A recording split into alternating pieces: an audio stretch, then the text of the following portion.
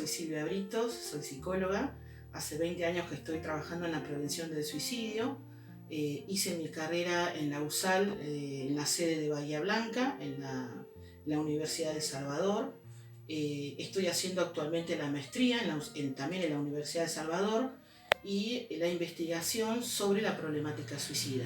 Y soy también integrante de la mesa de abordaje de la prevención del suicidio de Bahía Blanca. Vamos a decir que el suicidio es multicausal y es personal. Multicausal porque no existe una sola causa que lleva a la persona a la idea suicida. Es un proceso de situaciones que él ha vivido en el transcurso de su vida que no tuvo los recursos suficientes para poder afrontarlos. Por eso es muy importante pedir ayuda. De acuerdo a la franja etaria, son las posibles causales. Por ejemplo, cuando es un niño, son problemas de familia, vivir en situaciones de violencia, de agresividad, ser humillado, ser criticado por la familia, que haya psicopatologías en los padres. Por ejemplo, es muy difícil que un papá que sea alcohólico pueda prestar atención a sus hijos, o una mamá que está cursando una depresión o alguna otra enfermedad mental. Por lo general, si no está en tratamiento, no tiene la visión completa de la presencia de sus hijos y la necesidad de atenderlos. A veces una familia violenta y abusiva hace que el niño piense o te diga que quiere dormir sin no despertarse más, o que puede, por ejemplo, algunos síntomas que se dan es que el nene se orine cuando no quiere salir, cuando la otra persona con quien va a compartir es muy violento. En los adolescentes, por lo general se da con situaciones, es decir, con cambios de humor, cambios de alimentación, cambios en el sueño.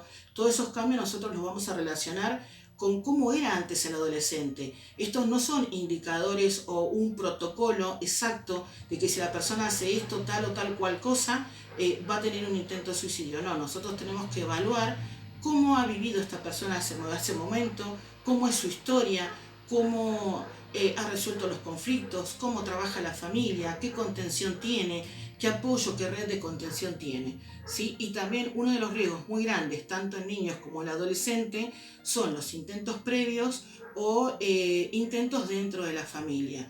Muchas veces se cree que se habla de distintas generaciones, suicidios dentro de la familia, y se cree que el suicidio es algo que se hereda. El suicidio en realidad es un síntoma. Así como en una infección aparece la fiebre que está indicando que algo está mal, cuando la persona comienza a hablar de la idea suicida, es que algo está mal dentro de él.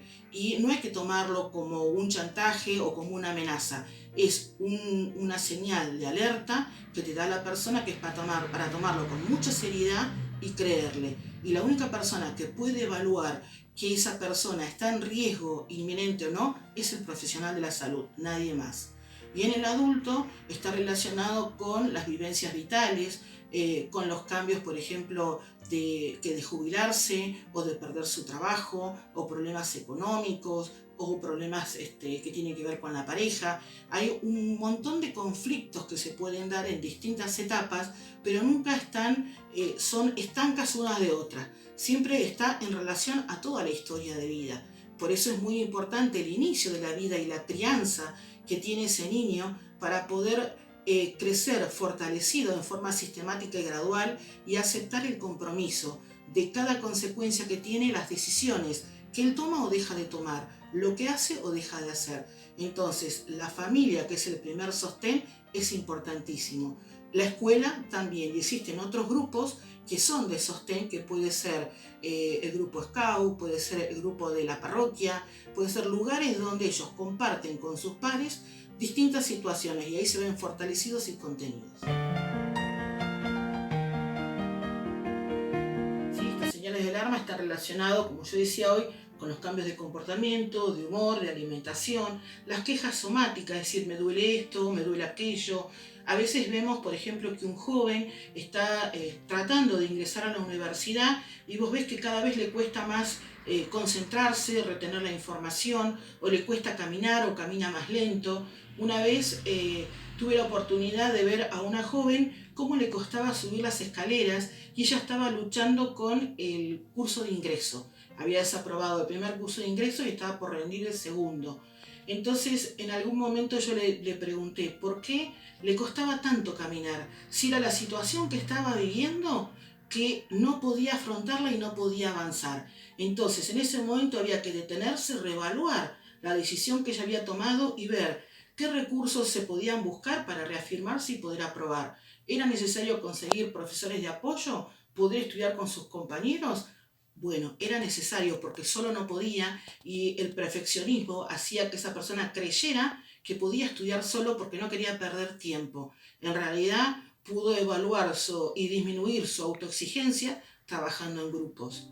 Otras formas de mostrar estas señales de alarma es, por ejemplo, la pérdida de interés, cuando a la gente ya no le interesa nada, no le gustan las mismas cosas, no se divierte en las salidas con sus amigos o en los encuentros o viendo películas, el negativismo, la desesperanza, como que ha intentado tantas veces de resolver un problema y como se encontró ante la frustración y eso le provocaba muchísimo malestar, creyó que en ese momento no había nada que pudiera modificarlo.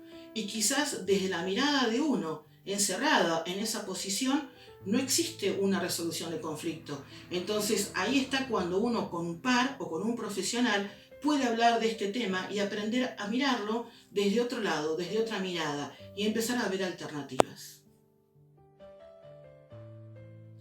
Bueno, muchas veces también preguntan cómo hacer prevención o cómo darse cuenta que alguien que está al lado de uno está teniendo este pensamiento o cómo hacer para que la persona no llegue a ese pensamiento.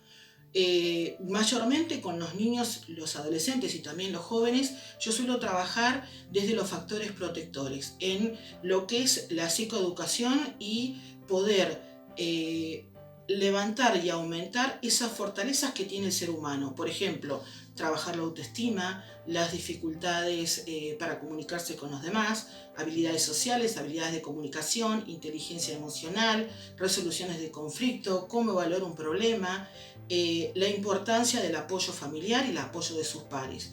¿Por qué es importante poder trabajar con todo esto para darse cuenta si alguien está pensando en esta idea? Porque una persona que no cuenta con esos recursos, seguramente cuando tenga una situación que a él lo desborda, no va a saber qué hacer o no va a saber cómo hacer. O como decía anteriormente, de tantas veces de intentar buscar una forma de resolverlo y sentirse frustrado porque no encontró la forma de modificarlo, cree que no hay una salida, que no hay forma de resolverlo. Por eso es importante lo que decía hoy, otra mirada.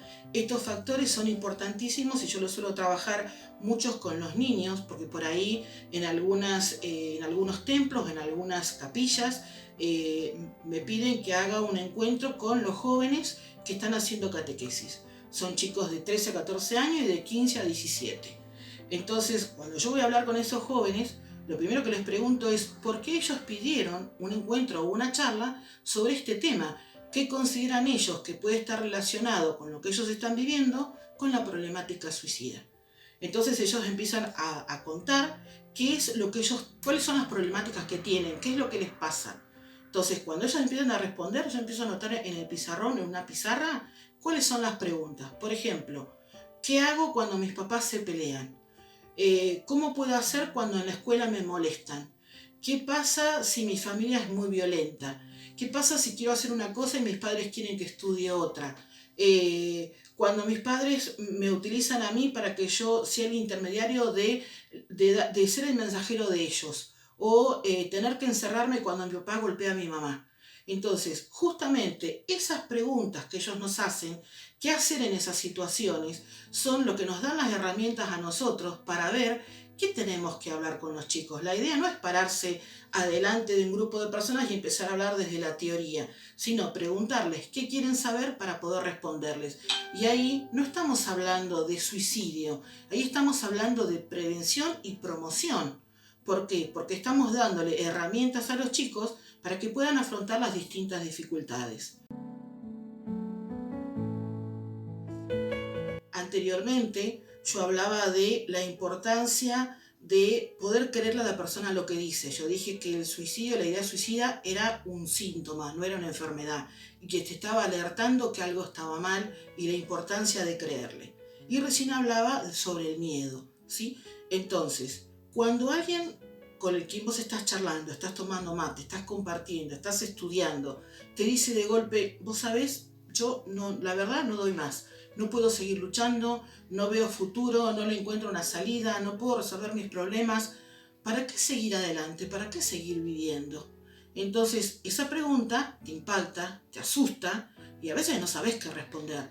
Por eso yo hablaba del miedo, el impacto que te produce que alguien que vos conocés o vos querés te esté diciendo que está pensando en la muerte como una forma de resolver su problema.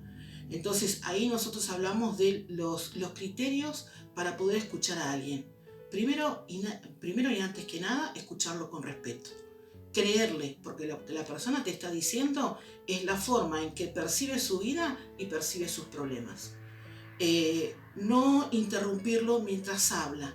Si está llorando, dejarlo que llore para que pueda expresar lo que siente. ¿Sí? No poner caras como que te sorprendes o que te disgusta y preferentemente no hacer prejuicios sobre lo que está diciendo la otra persona.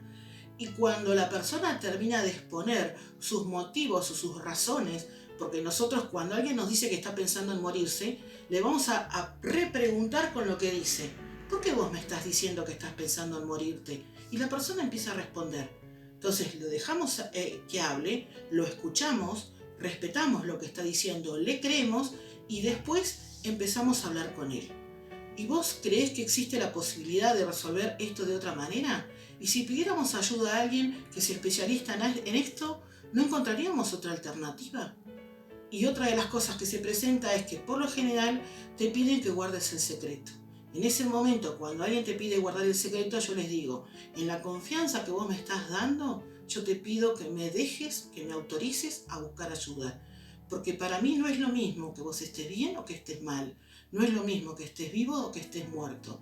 Yo me siento mal porque vos te sentís mal y estás sufriendo. Y quiero hacer algo por vos. ¿Me dejás? Si la persona te deja, te da un camino abierto para buscar ayuda en especialistas. Y si no te deja, suelo utilizar el recurso de decirle, ¿y si la situación fuera al revés? ¿Y si la que estuviera mal fuera yo? ¿Y si la que te estuviera diciendo lo que vos me decís fuera yo? ¿Vos qué harías por mí? Y muchas veces eso me abre las puertas para poder salir a buscar ayuda, ¿sí? Con el consentimiento de la otra persona. Muchas veces no tenemos el consentimiento. Entonces ahí uno tendrá que tomar la decisión qué es lo que va a hacer. Si se trata de un menor de edad, los padres tienen que tomar la decisión y llevarlo. A veces un amigo lo lleva directamente, yo te acompaño, yo voy con vos, vamos a buscar ayuda. Bien. Nosotros consideramos, y de forma científica, se considera que eso es un mito. Son las falsas creencias que tienen los pueblos, las comunidades, que consideran que hablar de un tema puede incitar al otro a hacerlo. En realidad, cuando nosotros estamos hablando, por lo menos personalmente trato de hablar de centrarme en el dolor y en el sufrimiento de ese ser humano.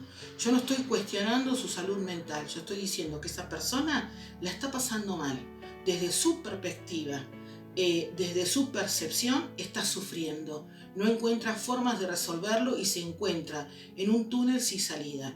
Entonces nosotros cuando empezamos a hablar abiertamente de un tema, empezamos a darle el espacio para poder hablar de temas importantes, que por lo general no existen espacios para hablar de temas importantes o de estos temas que son tan tabú.